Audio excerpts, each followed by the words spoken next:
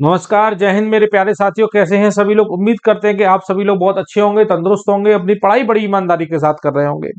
मेरे प्यारे साथियों, इंडियन आर्मी के अंदर नई वैकेंसी देखने को मिली है। जी हाँ, इंडियन आर्मी में शिक्षकों की नई वैकेंसी निकल के आई है। इंडियन आर्मी में हवलदार एजुकेशन के लिए वैकेंसी निकल के आई है।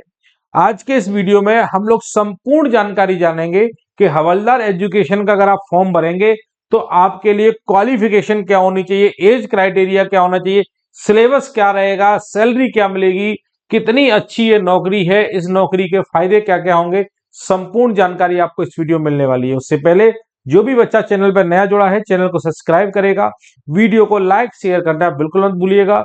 इंडियन आर्मी के अंदर एजुकेशन हवलदार एजुकेशन के लिए वैकेंसी निकल के आई है। क्या है इसके बारे में संपूर्ण जानकारी हम लोग लेते हैं।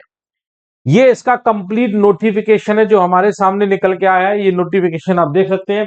Indian army invited online application from candidate of recruitment of havildar education. ठीक है, havildar in the category of IT cyber information operation and linguist. ये आप देख रहे हैं online registered notification for the year 2025 से 26 तक का है। ठीक है, अगर मेरे प्यारे साथियों अगर बात करें इस वैकेंसी के बारे में तो सबसे पहले मेरे प्यारे साथियों हम बात करेंगे कि इसकी एज लिमिट कितनी होनी चाहिए। अगर आपकी उम्र 20 से 25 साल है, ध्यान दीजिए, सारी बातें बताऊंगा, वीडियो को लास्ट तक जुड़े रहिएगा।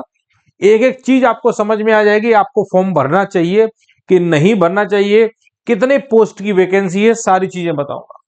एज लिमिट जो है 20 से 25 साल है, साफ साफ लिखा हुआ है। अगर आपका जन्म 1 अक्टूबर 2000 से 1 अक्टूबर 2005 के बीच में हुआ है तो आप इस फॉर्म को भर देंगे। 20 से 25 साल आप देख रहे हैं, यहां पे उम्र मांगी गई है। 1 अक्टूबर 2025 तक उम्र काउंट हुई है। ठीक है, अगर बात की जाए मेरे प्यारे साथियों एजुकेशनल क्वालिफिकेशन की, तो यहां पर अलग अलग कैटेगरी में जॉब निकली हुई है। सबसे पहली जॉब की बात करें, ये हवलदार आईटी साइबर की वैकेंसी है। किसकी है? हवलदार आईटी साइबर की वैकेंसी है। अब यहां पर क्या मांगा गया है? तो graduation, post graduation with minimum 50% mark from a recognized university और इक्विवेलेंट इन द फॉलोइंग। अगर आप ग्रेजुएट हैं, अगर आपने ग्रेजुएशन कर रखी है, पोस्ट ग्रेजुएशन कर रखी है, तो आप इस फॉर्म को भर देंगे। अगर आप ग्रेजुएट हैं तब भी आप इस फॉर्म को भर देंगे। ठीक है, सबसे पहले देखिए प्रायोरिटी 1 की बात करते हैं। अगर आप इस फॉर्म को भरना चाहते हैं, हवलदार आईटी साइबर के लिए भरेंगे, तो सबसे पहले प्रायोरिटी किन लोगों को दी जाएगी वो देखिए।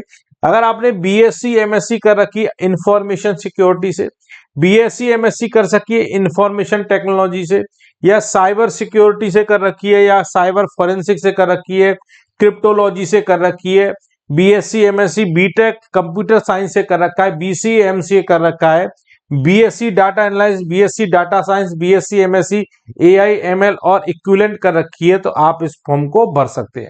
अगर इनमें से कोई भी डिग्री आपके पास नहीं है तो प्रायोरिटी सेकंड देख लीजिए, दूसरी प्रायोरिटी क्या है।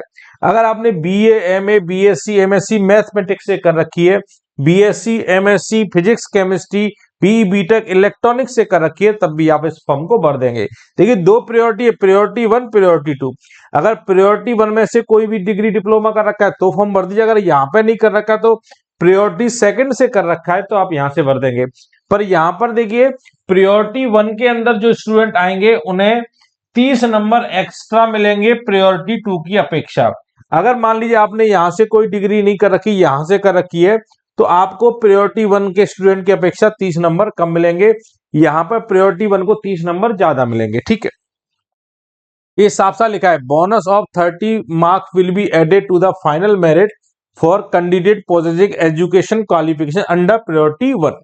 ठीक है, अगर मेरे प्यारे साथियों दूसरी पोस्ट की बात करें, हवलदार इंफॉर्मेशन ऑपरेशन, ये दूसरी पोस्ट है। ठीक है, अगर इसकी बात करेंगे तो यहां पे देखिए प्रायोरिटी 1 में बीएससी आ रखी है, एमएससी इंफॉर्मेशन टेक्नोलॉजी से आ रखी है, BSc MSc BTech computer science, BA MA mass communication, BA MA journalism, BA MA psychology, BA MA sociology, public administration है, पॉलिटिकल साइंस है, मिलिट्री स्टडी, डिफेंस मैनेजमेंट और इक्विवेलेंट।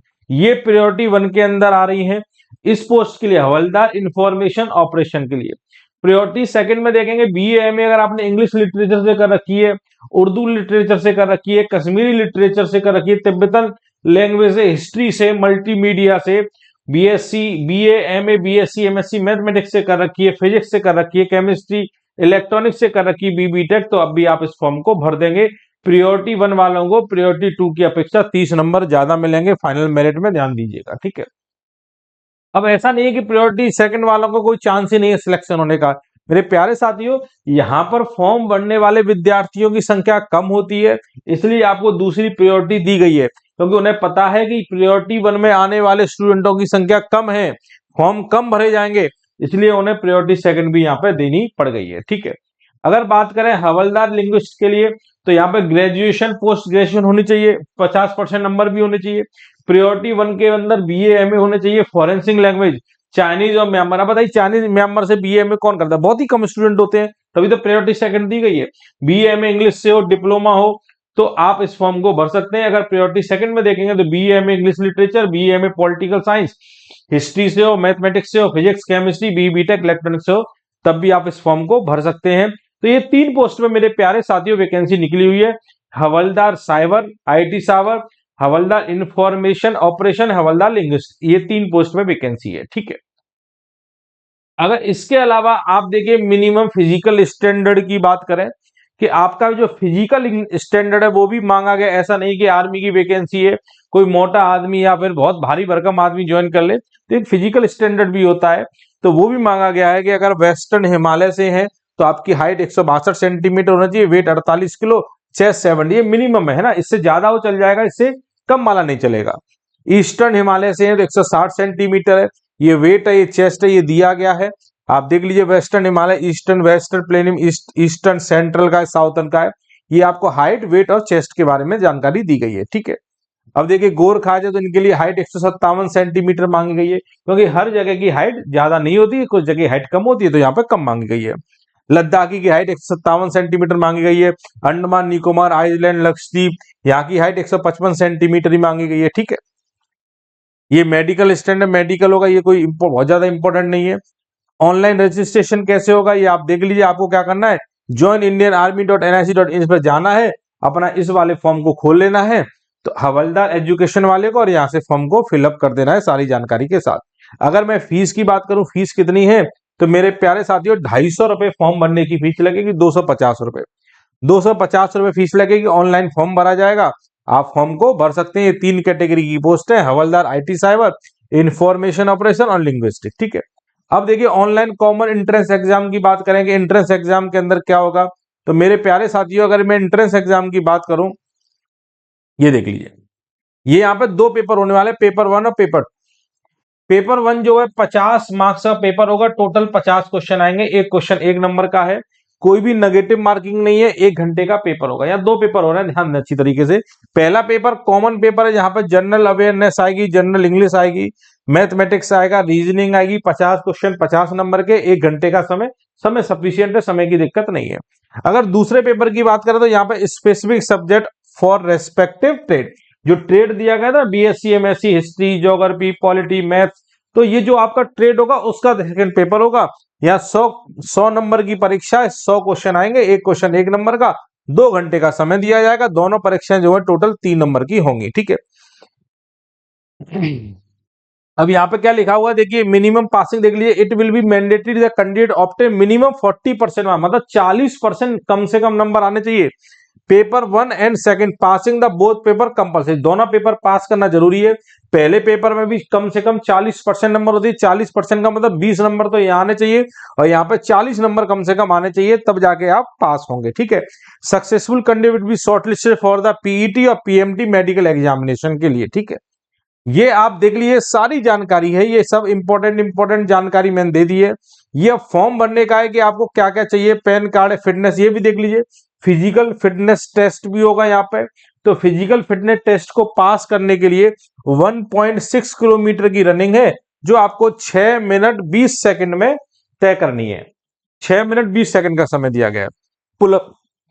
पुलअप्स रहेंगे, 6 pullups लेने हैं आपको, जिग जैग बैलेंस करना है आपको, 9 फीट का डिच करना है, ये आपको सब पास करने हैं।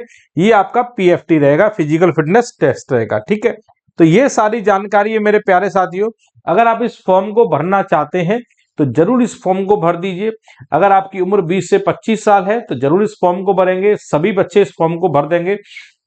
उम्मीद है जानकारी आपको समझ में आई होगी। अगर आप जिस क्वालिफिकेशन जो मैंने बताई है उस क्वालिफिकेशन के अंडर आते हैं तो जरूर इस फॉर्म को भर दीजिएगा। जय हिंद मेरे प्यारे साथियों।